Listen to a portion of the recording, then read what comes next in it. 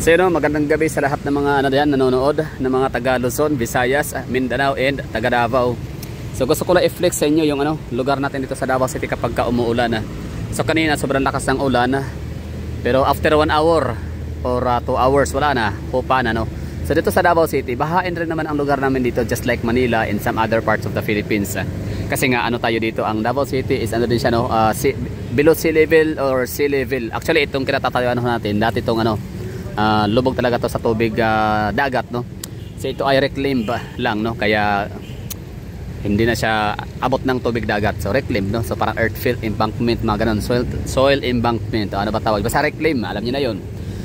So ngayon dito sa Davao City, isa talaga sa pinaka priorities ng ng Davao City is yung unang-una is yung safety and protocols no, security and safety.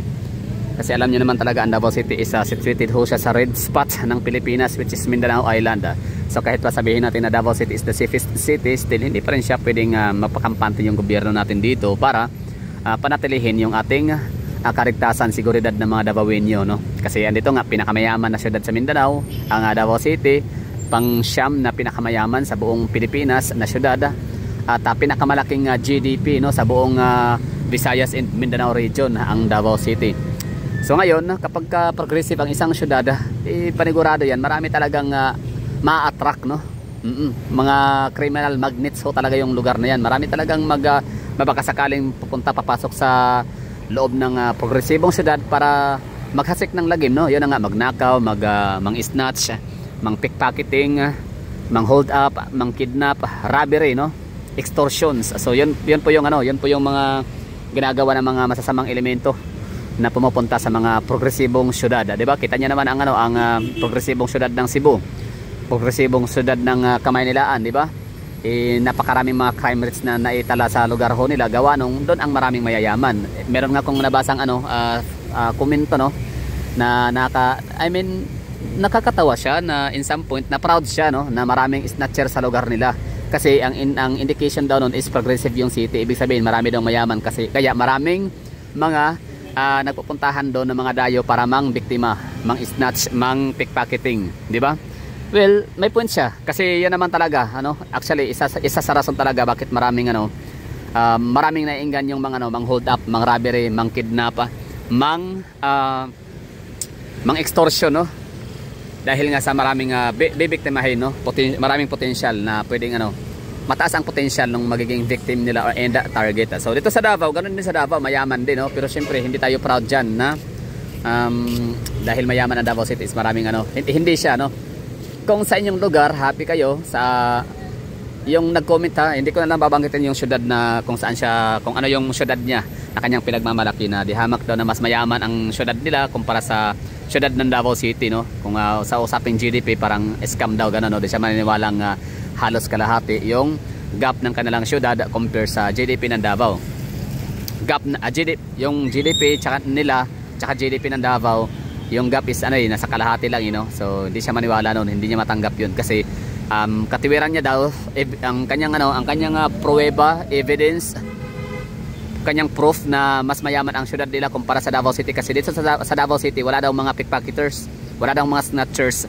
So sabi niya marami daw snatcher sa lugar nila dahil daw mayaman ang lugar nila. Maraming mayaman kumpara sa Davao. Anyway, balik tayo dito sa sa lugar na to. Bakit tayo nag-video or nagba-vlog sa lugar na to? Kasi nga umulan kanina ng malakas, sobrang lakas talaga. So dito kapag volume yung buhos ng tubig, ulan, tapos sabayan pa ng high tide, talagang lubog to dito, nagiging to dito, misto lang swimming pool no. Parang nagiging resort. Yes, pero wala kang makikitang basura dito na nilulutang. Meron naman, hindi naman perfecto, hindi naman 100 sa safeguard, di ba? Meron ang 99.9 kills germs or it kills germs from 99.9%. So ibig sabihin, meron pang ilang porsyentong naiiwan. So dito naman sa Davao City, wala talagang perfecto, no? Meron talagang makikitang mga lumulutang. Kaya ito isa to sa pinakamalaking creek dito sa Davao City. Pero kita niyo naman kung meron ba kayo nakikitang lumulutang, plastic yan, isa. Yun? Lata. Wait lang yan? Okay, C2. So bilang lang, 'di ba? Sa mantakin mo 2 million population sa Davao City, isama pa natin yung Metro Davao. So Metro Davao population pa lang Metro Davao ibig sabihin na buong Davao region.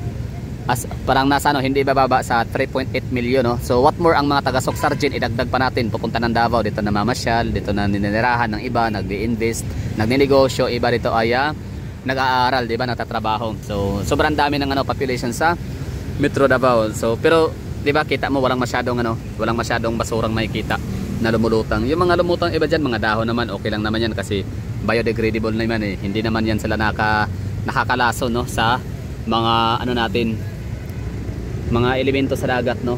Ang nakatakot lang kasi talaga dyan yung tawag na ito, mga plastic waste material, kasi pag pupunta yan sa laot, pumapatay ho talaga yan ang coral reefs. So ang mga corals, yan naman ang bahay tahanan ng mga isda ho natin, doon sila maninirahan at mangingitlog, doon sila magpapadami. So ngayon, isipin niyo lang, ang mga tao nga kung walang bahay, di ba, ano nangyayari? So same with isda din, pag wala na silang tahanan, hindi sila makapag-reproduce. So ngayon, mataas ang demand ng isda kasi dumadami ang tao sa mundo, tapos kumunti na naman ang supply nila, so hindi na siya nagiging balanse. So ayan, patay ang mundo. Anyway, so balik tayo dito. Yan ang malinis, di ba? So priority na Davao City is nga safety, seguridad, no, security protocols and safety dito sa mga taga Davao. Plus pangalawa na kailangan priority is dito yung drainage system. So itong mga kalye namin dito, may mga drainage ho talaga to dito, no, malalaki ang drainage, tapos nilagyan pa siya ng cover para ang drainage pwedeng malakadan. For example, zoom in natin, ayan, kita nyo yan, ayan yung tindahan na yan, tapos yung kanyang pathwalk, yung kanyang sidewalk, yan yung sidewalk na yan, ang ilalim yan ay kanal. Yes, open kanal yan yung araw, no, as far as I remember, like mga early 2000s, open kanal lang yan. Tapos si Vice President Sara Duterte, dating mayor, project na yan, no, yung mas pa i-expand yung talaga road widening, ayan. So project ni VP Sara, ni Mayora dati, no, na road widening ang Davao City, mga kalsada, tapos dagdagan pa, lakihan pa yung mga creek, tapos saraduhan, no, lagyan ng semento para magiging sideway na siya, magiging pathway, hindi pala sideway, sidewalk, no. So parang ganito, di ba? Pero ito hindi ito kanal, ha. Sadya lang to talaga kasi linear park to dito, no. Soon to be linear park. So itong park na naginawa, nakikita nyo may mga railings na, di ba? In preparation ho yan, no. So one of this day, lalagyan pa to nila ng paplanuhan pa to ng gobyerno ng Davao, ng LGU, na lagyan to dito ng semento, no. Iko-concrete dito sa ibabaw para talagang magagamit siya. Kasi sayang yung space, di ba? So pwede na siyang gawing park, linear park. So yun lang. So Davao City, bakit mga nagtatanong nga, ay ang pangit na City Hall of Davao, parang richest city in the Philippines, top number 9, no. Tapos pinakamayaman, pinakamataas ang GDP sa buong Visayas and Mindanao region. Pero bakit yung City Hall ay ganun pa rin, no? Hindi siya maganda.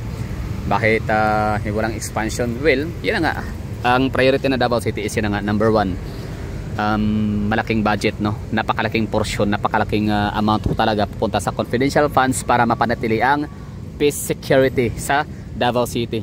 Tapos pangalawa, ito yung maintaining sa kalinisan. So yun, mga street sweepers, bago pa nagkaroon ng tupad sa ibang lugar sa Pilipinas, dito sa Davao yung mga street sweepers sa mga beautification projects, no, or beautification department. So talagang mayroon talagang sapat na budget yan dito sa Davao. Kaya kita niya naman na Davao City, maliban sa mga disiplinado, naging kultura na sa mga Davaoenyo na hindi basta-basta natatapon ng mga basura anywhere, somewhere, anytime, diba, most of the time.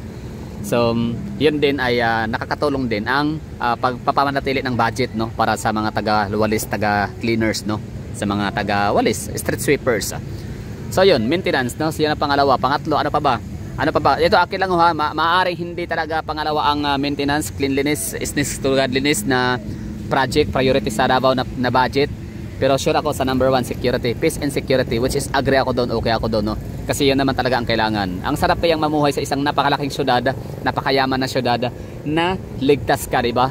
Hindi ka mag-aalala, matatakot na baka madukutan ka, diba? Makidnap for ransom, hindi ka matatakot na baka ikaw ay mabiktima ng mga pickpocketing, di ba? Pickpocketing.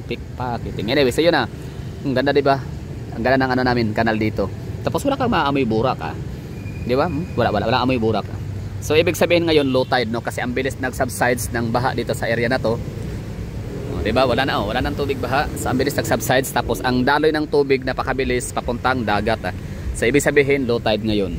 At saka meron kaming pumping station sa bawat ano ha, bawat area papuntang ano dagat, coastal, kung saan nag-i-intersect itong mga ganito, mga creek namin.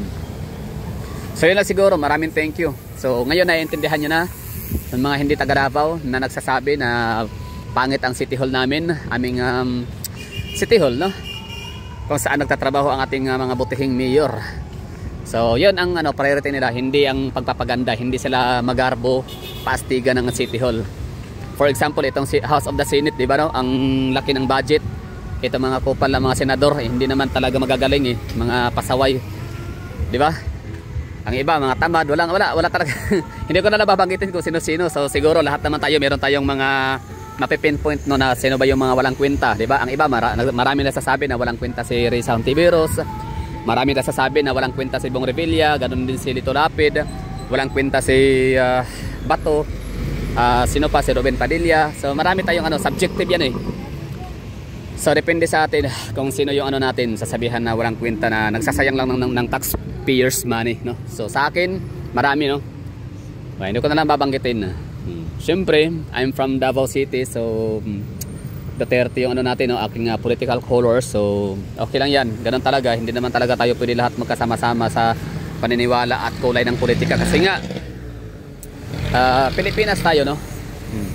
Presidential form of government. So meron tayong ano din, freedom. Meron tayong ano, kalayaan, no? Meron tayong ano, free of choice and free wills dito sa Pilipinas. Di ba? So yun. Kaya kita niyo yan, ang lakas ng daloy ng ano, ng ano namin dito, creek. Tapos maulan pa kanina, sobrang lakas ang ulan, bumaha, tapos yun, subsides kaagad. So yun lang ang isa sa mga ma-effects talaga namin dito sa Davao City, maliban sa malinis yung hangin, malinis yung aming atmosphere, himpapawid. Okay naman yung kalinisan ng aming kalsada, consistent naman. Hindi siya kasing linis ng Iloilo at Marikina sa kalsada, ha. Hindi man kasing linis ng kalsada ng Iloilo at Marikina ang Davao City, pero okay na rin kami, no, pasok na kami sa standard. So hinirang ang Davao City na top cleanest city sa Pilipinas ni Nambio.com. So sure ako doon na ang kanyang tinutukoy or yung basis ng survey na yon ay ang Air Quality Index. So that's all for this video. Thank you for watching. Bye bye, ingat sa